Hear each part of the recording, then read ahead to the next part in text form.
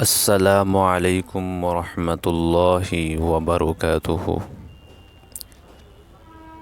نحمدہ ونصلی علی رسولہ الکریم، اما بعد۔ میرے محترم دوستو، دنیا دار الاسباب ہے اور اللہ تعالی مسبب الاسباب ہے، مغیر الاحوال ہے۔ مومن اس کائنات کو اوپر سے چلتا دیکھتا ہے۔ اس حقیقت کو ایسے سمجھے جیسے آج کل کے زمانہ میں ریموٹ کنٹرول چیزیں ہیں۔ چیزیں کہیں چل رہی ہوتی ہے اور چلانے والا کہیں ہوتا ہے۔ اس سے اس دنیا کے نظام کو سمجھنا آسان ہے کہ یہ جو دنیا کا نظام چل رہا ہے، اس کا چلانے والا اس کائنات کا پروردگار ہے۔ پہلے بچوں کے لطف اندوز ہونے کے لیے پتلیوں کا تماشا دکھایا جاتا تھا۔ ایک مداری آتا تھا، اسٹیج لگاتا تھا، وہ پردے کے پیچھے بیٹھ جاتا تھا اور اس پردے کے دوسری طرف چھوٹی چھوٹی پتلیاں ہوتی تھی۔ وہ کھیلتی تھی، لڑتی تھی، بات کرتی تھی۔ بچے حیران ہوتے تھے کہ یہ پتلیاں بات کیسے کر رہی ہے، بول کیسے رہی ہے۔ تو بڑے بچوں کو سمجھاتے تھے کہ یہ جو چھوٹے چھوٹے کھلونے بھاگ رہے ہیں، دوڑ رہے ہیں، خود کچھ نہیں کر رہے ہیں، یہ سب کچھ پردے کے پیچھے وہ آدمی کر رہا ہے۔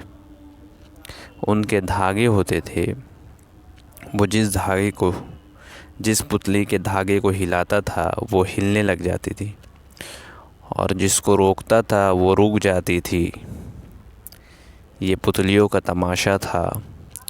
آنکھیں دیکھتی تھی کہ پتلیاں کھل رہی ہے، جبکہ حقیقت میں اس کے پیچھے ایک طاقت تھی جو ان کو کھیل کھلا رہی تھی۔ اس دنیا کا یہی معاملہ ہے۔ ایک باپ اپنی بچی کے لیے ریموٹ کنٹرول گاڑی خرید کر لے آیا۔ پہلے دن جب وہ گاڑی چلتی تھی تو بچی بڑی حیران ہوتی تھی کہ یہ گاڑی چل کیسے رہی ہے۔ لیکن جب اس نے اپنے ابو کو دیکھا، ہاتھ میں کچھ پکڑا ہوا ہے اور انگلیاں ہلتی ہے تو گاڑی بھی ہلتی ہے، تو سمجھ گئی۔ ایک چھوٹی سی بچی نے ایک دن میں یہ سمجھ لیا کہ گاڑی خود نہیں چل رہی بلکہ اس کا چلانے والا کوئی اور ہے۔ یہی ایمان کا معاملہ ہے۔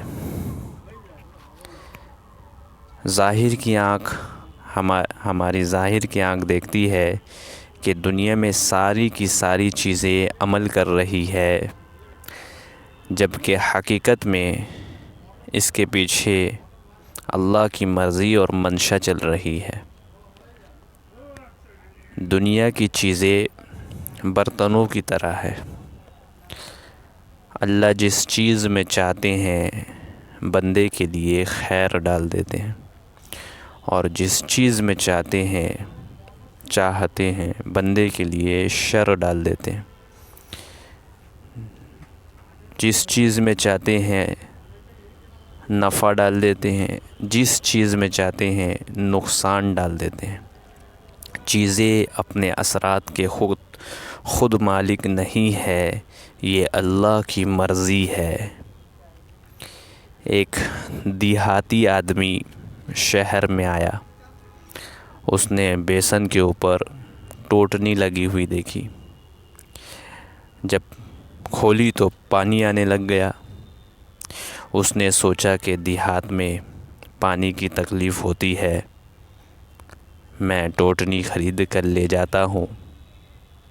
وہ بازار سے ٹوٹنی خرید کر لے گیا اور جا کر دیوار پر لگا دی۔ وہ اسے کھولتا تھا تو پانی نہیں آتا تھا، تو کسی سمجھدار آدمی نے بتایا، اللہ کے بندے، ظاہر میں تو یہ ٹوٹنی پانی دے رہی تھی، جبکہ اس کے پیچھے پمپ لگا ہوا تھا، پمپ تھا۔ بالکل یہی مثال ہے کہ ہماری ظاہر کی آنکھ دیکھتی ہے کہ دنیا میں یہ ٹوٹنیاں پانی دے رہی ہے، جبکہ حقیقت میں اس کے پیچھے قدرت ہوتی ہے جو اس پورے کے پورے نظام کو چلا رہی ہوتی ہے۔ اگر ہم آج قیامت کے دن کو تسلیم کر لیں گے تو یہ ہماری خوش نصیبی ہوگی، اور جو نہیں مانے گا، قیامت کے دن کو تسلیم نہیں کرے گا، قبر حشر کو تسلیم نہیں کرے گا، وہ بد نصیب انسان ہوگا۔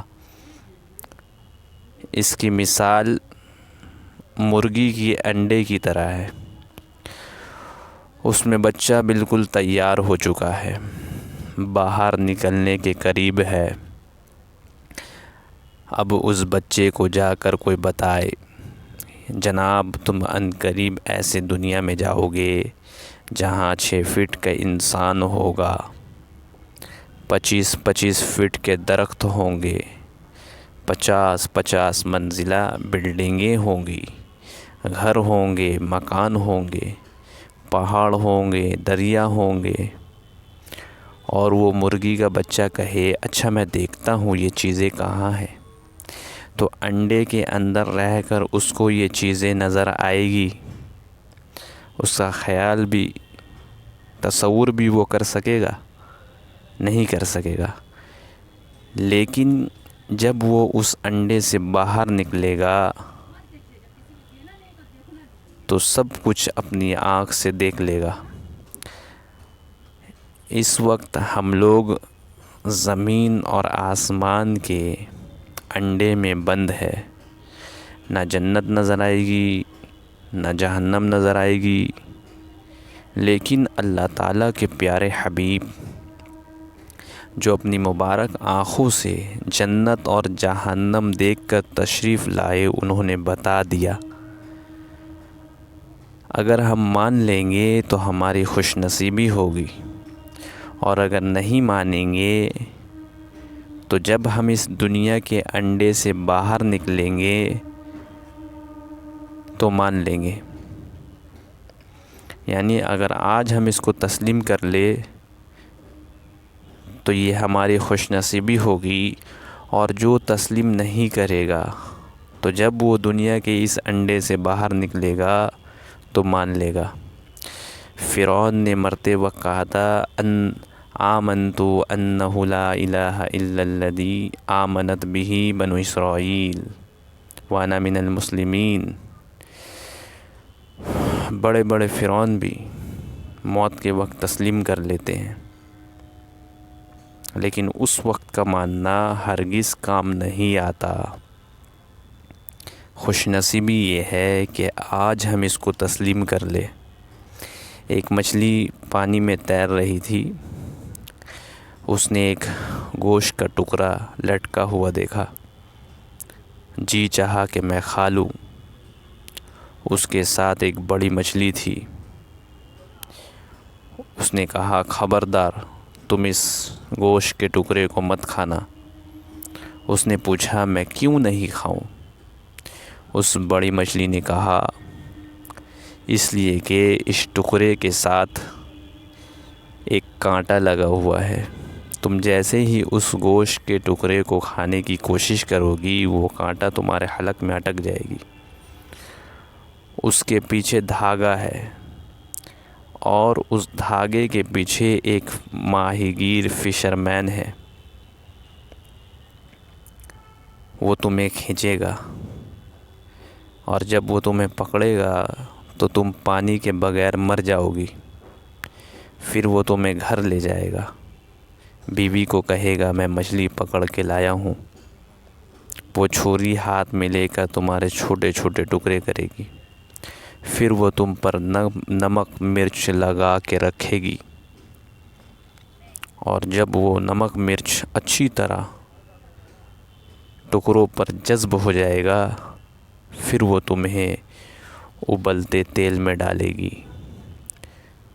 تمہارے کباب بنائے گی، تمہارے کباب بنا کر پھر وہ دسترخوان بچھائے گی، پھر وہ گھر کے سارے لوگوں کو بلا کر کہے گی جی آج مچھلی پکی ہے۔